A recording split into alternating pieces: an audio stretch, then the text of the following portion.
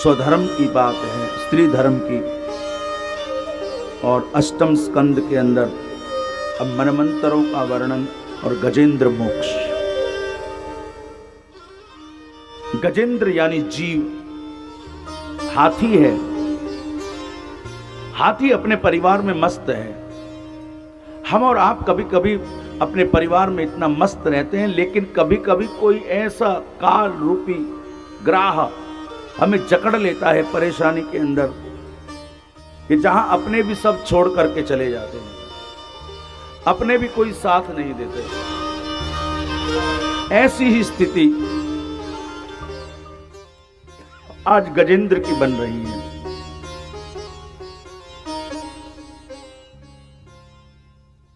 ऐसी स्थिति आज गजेंद्र की बनी हुई है। सब छोड़ करके चले गए। आपने हमने सब अभी कोरोना के दौर को देखा है, तो जहां सब एक दूसरे से भयभीत हैं, सब डरे हुए हैं, कोई साथ नहीं देता। परिवार के लोग भी हॉस्पिटल से विदा करते गए, स्वयं। तो यानी जब अपने पर आती है तो आदमी साथ छोड़ देता। और यहां तो आज गजेंद्र फंस गया। ग्राह ने पकड़ लिया, छोड़ करके आज अकेला है। अब अकेला क्या करे? जब सारे बल सहारे छूट जाते हैं, तब भगवान को पुकारा है गजेंद्र ने। नंगे पद गज के रुदन पर दौड़ने वाले प्रभु, सावरे घनश्याम तुम तो प्रेम के अवतार हो। फंस रहा हूँ संकटों में, तुम ही केवल हार हो। चल रही आंधी भयानक, भंवर में नौका मेरी, थाम लो पतवार गिरधर, तब ही बेड़ा पार हो। सावरे घनश्याम तुम तो प्रेम के अवतार हो। नंगे पद गज के रुदन पर दौड़ने वाले प्रभु, नंगे पद गज के रुदन पर दौड़ने वाले प्रभु, देखना निष्फल न मेरे आंसुओं की धार हो। द्रौपदी का चरित्र और गजेंद्र का चरित्र यही समझाता है कि भैया आप संसार में किसी व्यक्ति से कोई आशा न रखिएगा।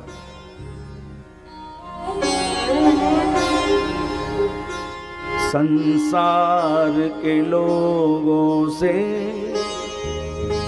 आशा न किया करना, जब कोई ना अपनाए।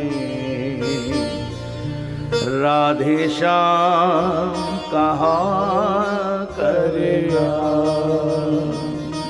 उसी को पकड़ के रखिएगा साहब।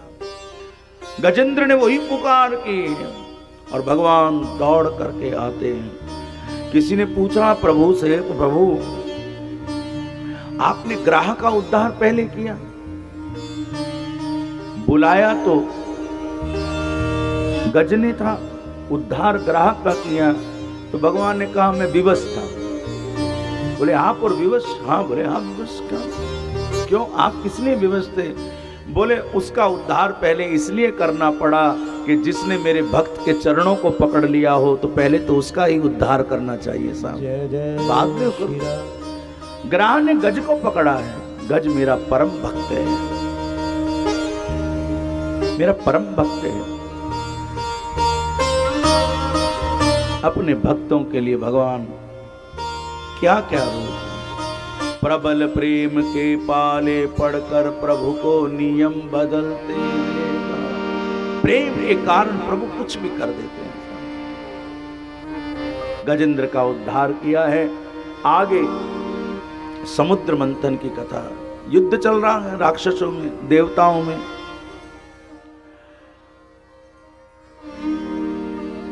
असुरों के साथ संग्राम चल रहा है।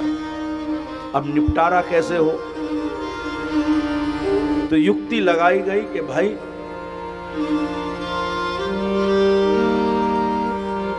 अमृत को प्रकट किया जाए और जो अमृत पी लेगा वो तो अजय ही हो जाएगा।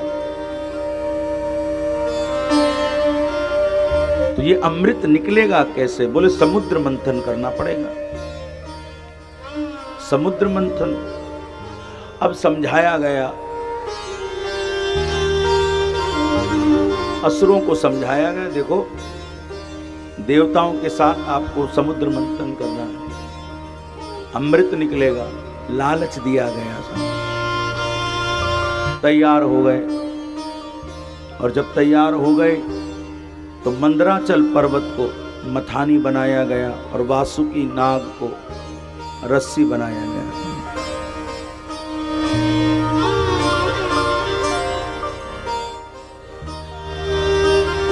अब पूंछ की ओर तो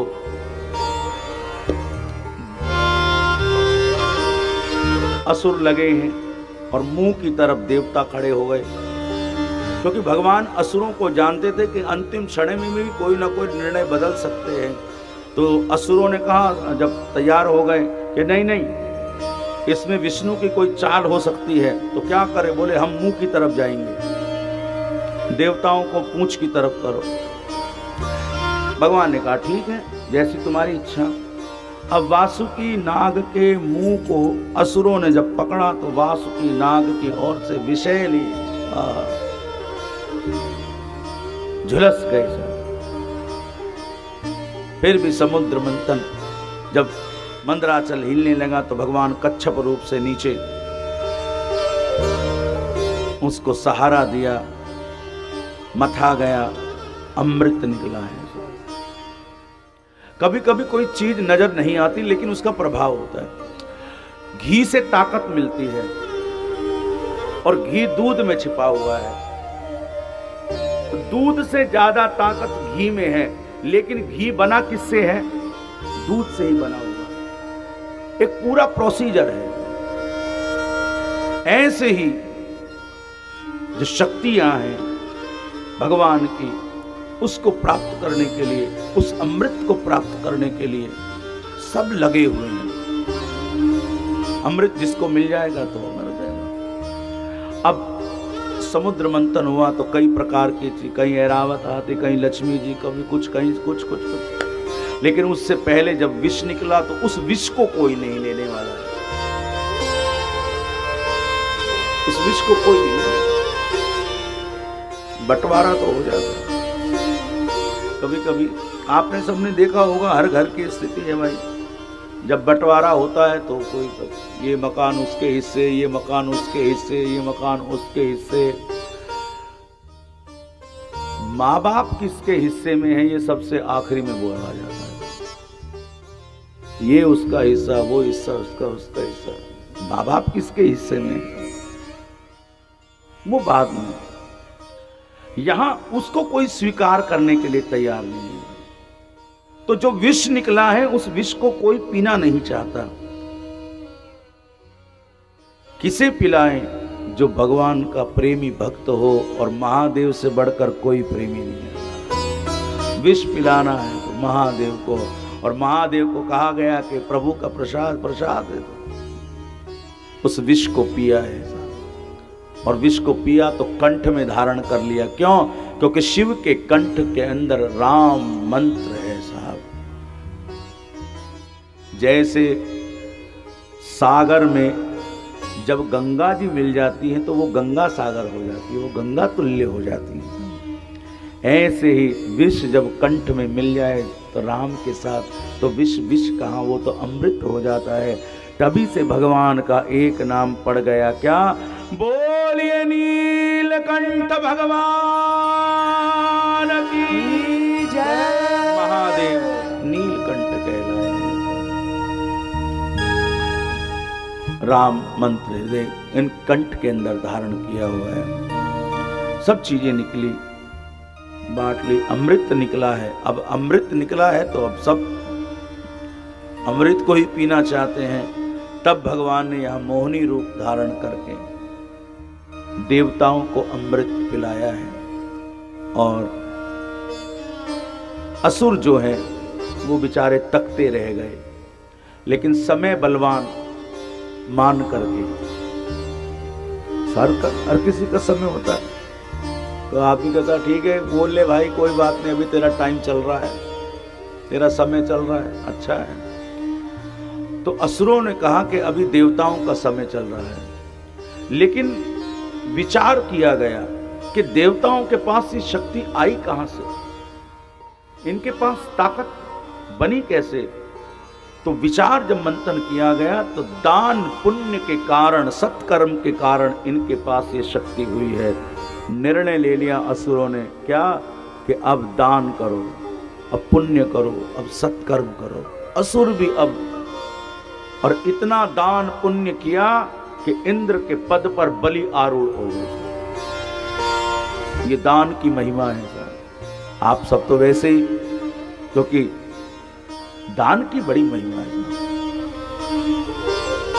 दान देने वाला जो दान जब देता है तो आप सबका अपना अनुभव है कि जितना हम देते हैं उससे कई गुना भगवान वापस लौटा देते, किसी न कोई माध्यम बना देते हैं। तो इसलिए समाज में दान की बड़ी महिमा है। आज दान कर करके सब, कहीं गायों के लिए, कहीं बच्चों के लिए, कहीं किसी के लिए, किसी के लिए। देखो अच्छा काम हो, मंदिर निर्माण के लिए करा जाए, ये करा जाए,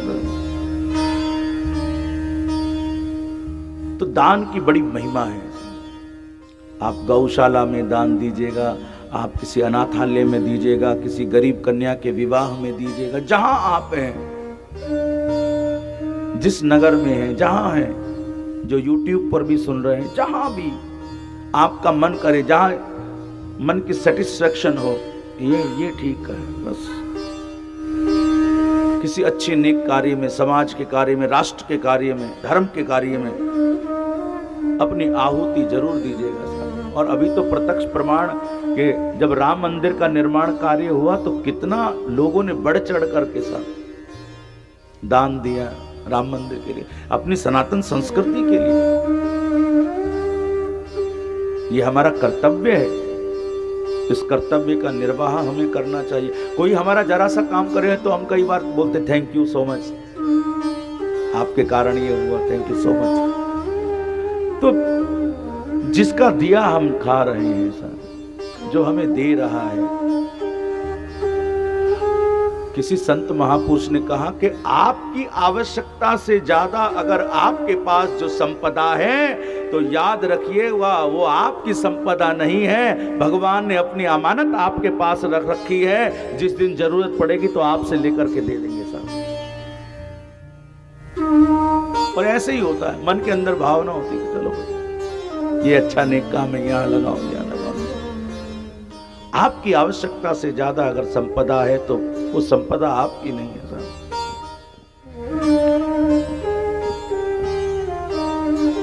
कई रखे, ये इतने तोड़े की चैन है, इतने तोड़े का हार है, लॉकर में रखा ही रहता है साहब। ये आएगी उसकी बहू को उसकी बहू, वो रखा रहता है।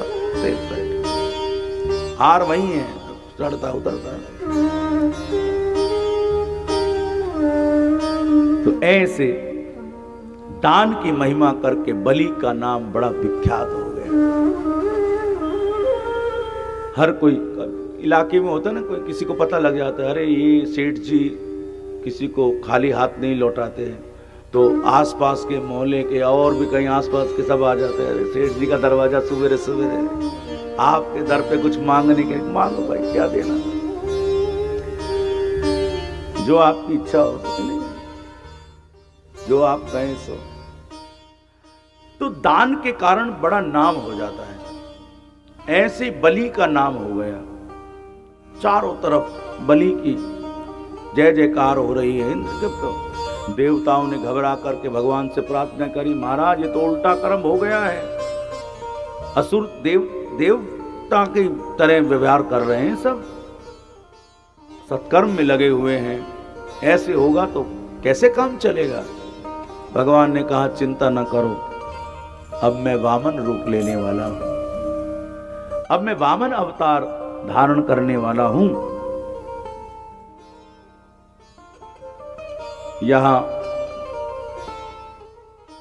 तपस्या की गई है भगवान की।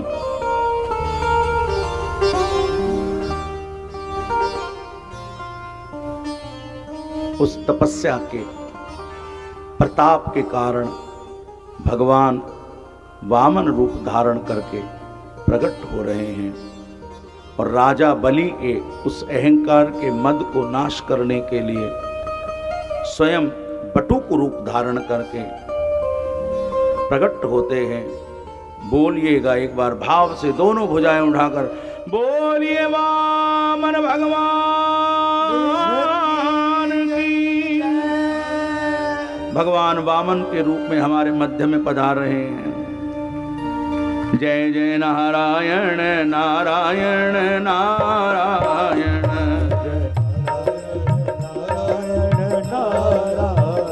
जय जय नारायण नारायण नारायण,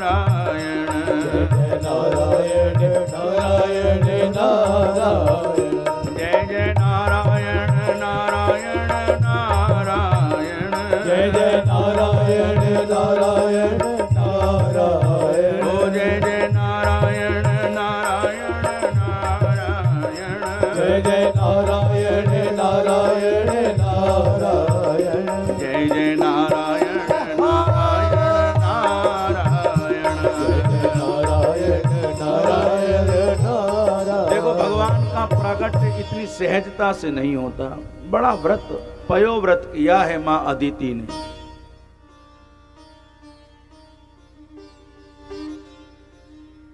कश्यप ऋषि की पत्नी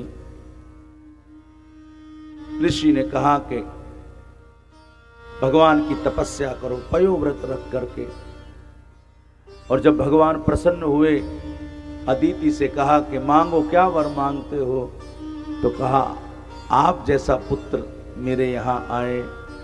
भगवान ने कहा मेरे जैसा तो मैं ही हो सकता हूँ, मैं ही स्वयं आपके यहाँ प्रकट होऊंगा। तो भगवान वामन रूप लेकर के बलि के उद्धार के लिए प्रकट होते हैं। अब चर्चा यही है कि छोटे से बटुक रूप में तपस्या कर रहे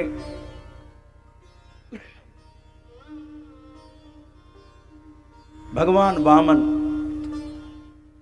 बलि के द्वार पर वामन भगवान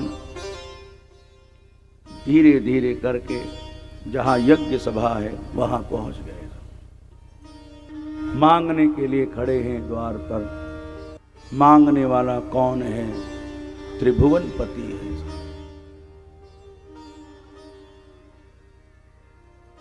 राजा बलि भगवान के उस रूप को, उस तेज को देखकर बड़े हैरान हैं। भगवान वामन ने कहा राजन, हम आपकी ख्याति को सुनकर के आए हैं, आपकी महिमा को सुनकर के आए हैं कि आप बड़े दानवीर हैं। मैं आपकी क्या सेवा कर सकता हूं?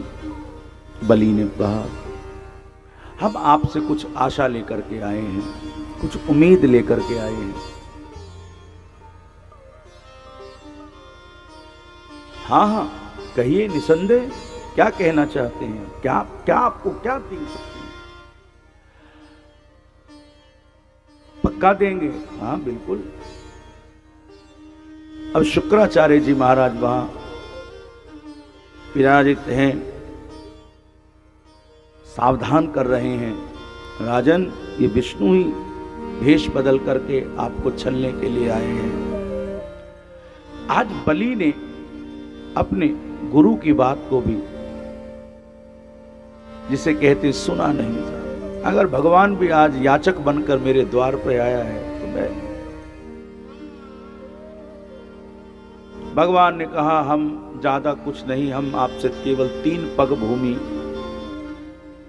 लेना चाहते हैं। 3 पग।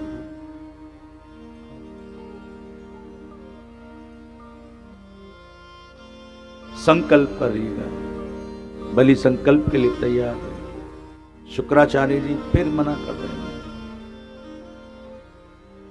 लेकिन आज बलि अपने को धन्य मान रहा है। दान की महिमा देखिएगा साहब, भगवान स्वयं याचक बनकर के आज उसके द्वार पर खड़े हुए, और जब संकल्प किया मैं देने के लिए तैयार हूं, भगवान ने अपना विराट रूप दिखा करके 1 पग 2 पग में सब नाप दिया। भगवान मुस्कुराए, मुस्कुराए, मुस्कुराए भगवान। बलि से कहा बोलो राजन ये तीसरा पांव कहां रखूं? तो बलि मुस्कुराया, बोले भले ही आप भगवान विष्णु हैं, लेकिन मैं आपसे एक बात पूछूं। हाँ पूछो। दान बड़ा या दानी बड़ा? तो भगवान ने कहा दानी बड़ा। तो बलि ने दोनों हाथों को जोड़कर कहा कि अभी ये दानी है, आप तीसरा पांव मेरे सर पर रख दीजिएगा सर, मेरा कल्याण कर दीजिएगा। भगवान तो मानो बिन मोल बिक गए, प्रसन्न प्रसन्न चित्त। क्या जवाब बलि ने दिया है। और ऐसे प्रेम में बिके, ऐसे प्रेम में बिके। बोलो बलि क्या मांगते हो, क्या चाहते हो? अब फिर बाजी बलि के पास आ गई। तो बलि ने कहा अब देना ही चाहते हो तो फिर एक काम करो, क्या हमारे द्वारपाल बन जाओ, हमारे द्वारपाल बन। भगवान ने बलि को सुतल लोक का अधिकारी बनाया, भगवान स्वयं द्वारपाल बन करके खड़े हुए। आगे बड़ी लंबी प्रसंग के लक्ष्मी जी ढूंढ रही है, कहां गए हमारे? नारद जी ने कहा जाओ बलि के पास, वहां है उनके पास। अरे बोले उनके पास क्या है, जरा जाकर देखो, द्वार पे खड़े मिलेंगे। लक्ष्मी जी जाकर देखती है, भगवान द्वारपाल बनकर बंधन में, प्रेम के बंधन में बंधे हुए हैं। और कथा कहती है कि लक्ष्मी जी ने बलि के यहाँ सेवा करी, और बलि को लक्ष्मी जी ने अपना भाई बनाया। और बलि ने कहा कि मांगो बहन क्या मांगते हो, देना चाहते दोगे? पक्का? हाँ। बोले जो आपके द्वार पर खड़ा है बस वही दे दो मुझे, मेरा छुटकारा करो। भगवान प्रेम के बंधन में बन जाते हैं, सूत्र पकड़ लेते हैं। त्याग, जो आज हमने भगवान की पत्नी कालिंदी का प्रसंग सुना, जो तपस्या कर रही है कृष्ण प्राप्ति का। हम क्या प्राप्त करना चाहते हैं? हम भक्ति कर रहे हैं, हम मंदिर में किसके लिए? पहली बात तो आदमी, सबसे बड़ी बात तो यह है कि अपने आत्म शांति और ग्रह शांति के लिए जाता है। फिर आगे मनोकामना बहुत होती है कि मेरा बिजनेस चल जाए, मेरे बेटे की ये हो जाए, फिर उसके आगे चर्चा चलती है। संत महापुरुषों के पास अनेक अपने हृदय की वेदना को लेकर जाते हैं। राजा दशरथ जी भी वशिष्ठ जी के पास गए। वशिष्ठ जी ने कहा राजन क्या हुआ, क्यों मुंह लटका हुआ है? बोले मैं सब सुख साधन संपन्न हूं, लेकिन पुत्र संतान नहीं है। वशिष्ठ जी ने कहा क्यों चिंता करते हो, आप एक के लिए बात करते हो, 4 होंगे, 4। अब कह तो दिया वशिष्ठ जी ने, गुरु जी ने कहा है तो अब गुरु जी ही प्रयास कर रहे हैं। और रामचरितमानस कहती क्या है, श्रृंगेर से वशिष्ठ बुलावा, पुत्र काम शुभ यज्ञ करा। और कहीं कोई गलती ना हो साहब। संतों में एक खास बात और कि जिसकी जिम्मेदारी ले ली तो ऐसी जिम्मेदारी पकड़ ली कि क्या, भक्ति सहित मुनि आहुति दीनी,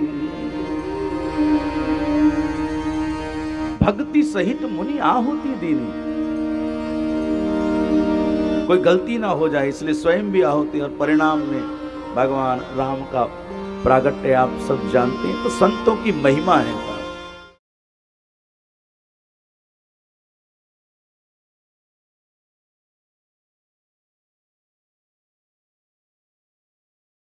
आनंद टीवी से जुड़ने के लिए आप हमें व्हाट्सएप करें 9277395752 पर।